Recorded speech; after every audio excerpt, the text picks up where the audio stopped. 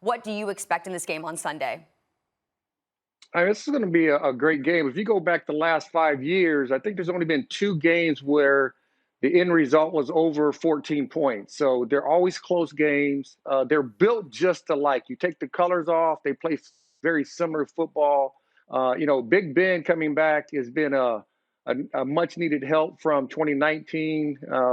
If you when you think about the Pittsburgh Steelers, you don't think about a ball control offense, but they lead the league in time of possession is almost 34 over 34 minutes a game. So that's not what you normally see. Having Tuitt back on the defensive side has helped the defense. We know how good Lamar Jackson is. How been dominant that he's been on the offensive side for the Ravens. Bringing Campbell over from Jacksonville has helped that defense. You got the number one scoring defense, and I think the Steelers are number like 5 or 6 scoring defense. It's going to be, and then you have one offense that's scoring 29.8 points a game, almost 30. Then you have one scoring 30.5 points a game. So this is going to be a well-fought contest. I think it's going to come down to the last possession. And it might be the key is who gets that one turnover or who makes that team punts more than 2 times. How much should we be looking at Lamar Jackson in this game and really using that to judge or gauge where he is and how the level of maturity that he's putting forth at the quarterback position? My position has been, we know how tremendous of an athlete he is, how elusive he is, running on the field as a quarterback, just because he could run better than most running backs, for crying out loud. One of the greatest runners we've ever seen at the quarterback position, if not the greatest. But I still want to see him throw the football effectively, and I think that we need to see that in this game in order to judge him appropriately. What are your thoughts about that? Yeah, I think that's a good comment, Stephen. It's, you look at, what Greg Roman has done with this offense for Lamar Jackson. To me, Lamar Jackson is going to throw the ball well during the regular season. I think Lamar Jackson is going to be more.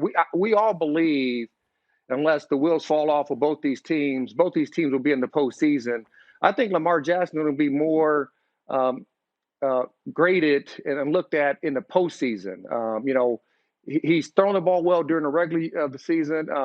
Both these teams have always played well. He's always played well against the Steelers for the most part. But I think once they get to the postseason, that's when we're going to start looking at Lamar Jackson and saying, okay, is it going to be like year 1 and year 2? Or we're going to see a Lamar Jackson that's grown and it's more mature in the postseason, because we know that the level itself is increased. I think Lamar Jackson is going to play do extremely well tonight, against the Steelers. He's a good player. He's a dynamic player. The one thing that their offense does more than any other offense in the National Football League, they make sure that the defense, everybody's on point. Everybody has to understand their assignments, because if you're one assignment off and too many guys go into the ball, Lamar Jackson's going to pull it in those RPOs and zone reads and take off down the middle of the field or on the sideline, and you won't catch him.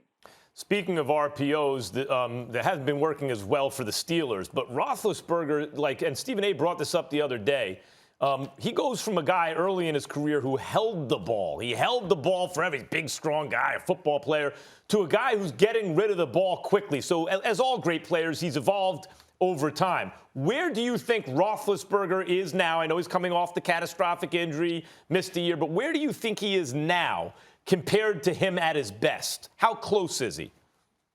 I was asked this last year, who's the best quarterback in Steeler history? And I said Terry Bradshaw. But then when I look at how Ben has played this year and how he's transformed his game after the major injury, I'm going with Big Ben. Is this to the fact that he's always been throwing the ball down the field. He's an accurate thrower. He's a big body guy. Obviously, when we get older as players, you don't want to take those hits in the pocket as a quarterback. And he's done a tremendous job of getting rid of the football. I mean, just the way they march down the field and control the tempo of the game and keep the opposing offense on the sideline is a benefit to the defense. And then the defense comes in more refreshed, and then they play at a lights out level. So, I look at the history of what the Steelers have done. I look at the history of what Terry Bradshaw has done. But Big Ben is the best quarterback the Pittsburgh Steelers have ever had, just for the fact that he has transformed himself to a down the field thrower, holding on to the ball extremely longer than he had to at times, to getting rid of the football when he coming back from that injury from last year. I just think that he's the catalyst of that offense.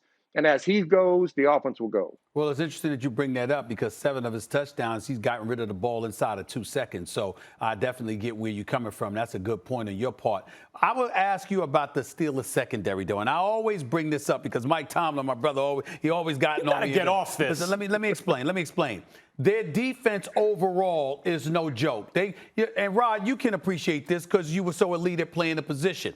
You can have athleticism. You can have speed. You can have knowledge. My problem with the Steelers secondary has religiously been they too damn short. I mean, they're just too damn short, for years. I mean, I've been harping on this for years because in the end, on many occasions, when you tell me I'm wrong about this, Rod, when you watch the Steelers and they end up giving a good play, it's rare that they're not around the ball. It's rare that they've missed the coverage or an assignment or anything like that.